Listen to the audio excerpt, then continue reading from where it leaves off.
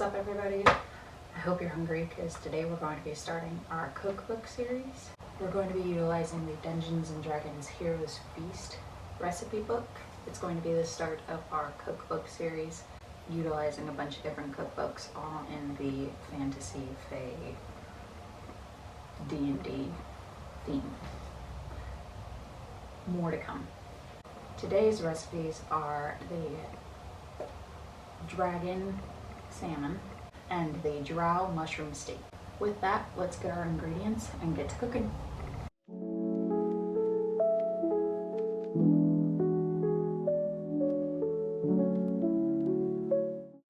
Is it okay now? Okay. If it is okay now, a couple of things of note from the original recipe. I only have pink Himalayan salt. You can use regular salt. It asks for kosher salt. I don't know if it's gonna make a difference, probably not. It also says black pepper. I don't have black pepper. I only have white pepper for some reason. Again, probably won't make a difference, but maybe it does. I don't know. And the other thing is it says use fresh thyme leaves. I have dried ones. If you find that you have the right ingredients, good for you, use that. I'm using what I have.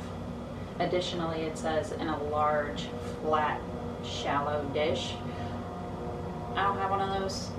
I have a working household, so I'm using a skillet instead. 6 of one, half dozen of the other. Whisk your ingredients together, marinate the mushrooms for 15 minutes. While that's marinating, we're gonna work on the salmon, okay? I'm gonna prep the ingredients and set that aside.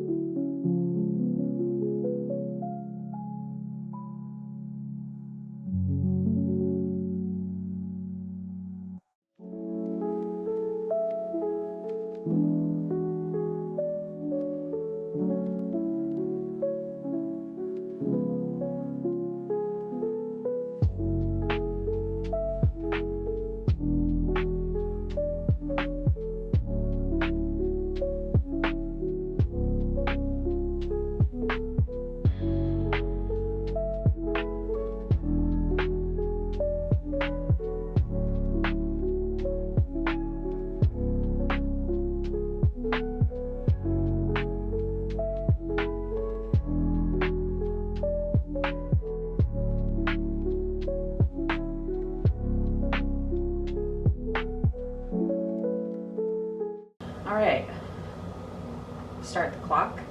Mushrooms are on stage 1 of marinating. They're going to do 7 minutes on one side, 7 minutes on the other, and then we're going to flip them. As we flip them, we are spooning more sauce onto them. Dual purpose, me doing it in the skillet. I'm just going to cook it straight from that skillet onto the stovetop, and 2 birds, 1 stone. Bonus, they get extra sauce and I don't have to clean any more dishes. Booyah. With that, let's get our dragon salmon going. Special note on that, the recipe calls for a 1.5 pound salmon. I am using a 0.9 pound salmon. It's the biggest that I found without going way beyond. So I am just going to be using what I got and have it be more saucy because I'm a sauce fiend. So let's get all of our ingredients out and make us some dragon salmon.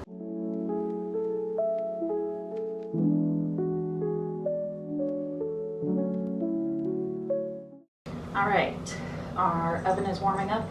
I have the ingredients for our dragon salmon all prepped and ready to go.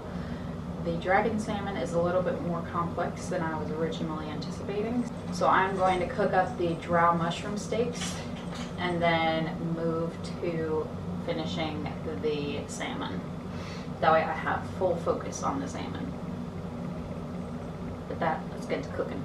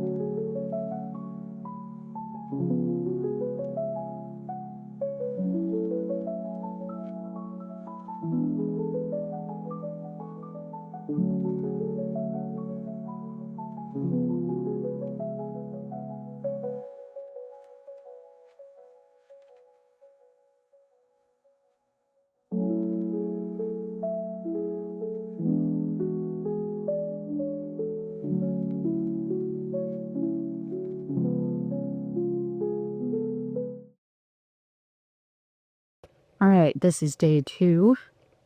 Final notes of last night's dinner. It was really, really good. I would say there were a couple of things that I could have done differently from what I got from the recipe. The first being with the mushrooms. I didn't show this in the video, but I was having a difficulty pressing down the mushrooms like you would a burger or anything like that. So what I decided to do was I took all of the other mushrooms out and I cooked them individually. And that got a better crust, better sear on it, like you would if you were actually grilling it one-on-one. The other thing that I would do differently with the mushrooms is the thyme. I used dry thyme, so maybe that's why, but I found that there was so much thyme. It was a lot. And it was rather, like, it added a weird texture to it.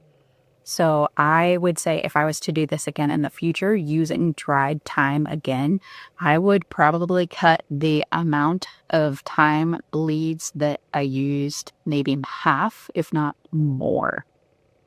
Just because it was a ton of thyme. It was like not overwhelming flavor-wise, but texture-wise, you know? And maybe that adds to the cooking in a separate way than how you contained it, but sauce wise it was really good. Flavor wise it was really good. I just think that with those 2 changes it would be even better. Additionally, the recipe called for 6 mushrooms. I don't know how they're doing 6 mushrooms with that amount of sauce, or maybe I'm just an overly saucy person, but that was a ton of mushroom for the amount of sauce that I had. Like, I was being extra trying to make sure that everything was covered because it was a lot. There were huge mushrooms. And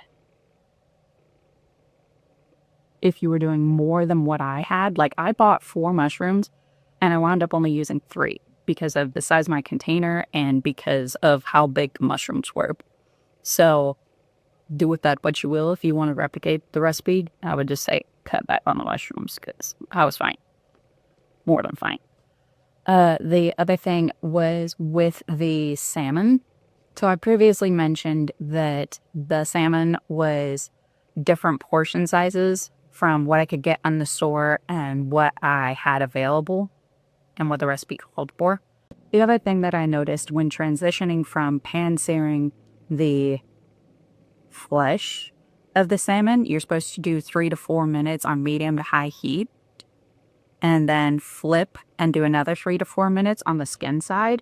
When I flipped to the skin side, number one, it lit up too. It immediately went smoky and smoked up my whole apartment. So it is probably to do with the pan that I used. I imagine that you're meant to use a very, very, very flat pan, but none of my pans or skillets are like that. They all have like a little dome action, thus making all of the oil go around to the rims of it and not really helping literally anything out. So if you're to do this, use the flattest pan possible so that all of your oil stays where it's meant to stay, and you probably won't get that same smoky action. That's why when I moved from doing the salmon and immediately changed to the vinaigrette, that's why you didn't get to see that bit. That's why. Other than that, everything was really, really good, and we would do it again. Like, it was very tasty, and I look forward to my next recipe with that book because it was so good. But with that, happy Thursday. and I will see y'all next time. Bye.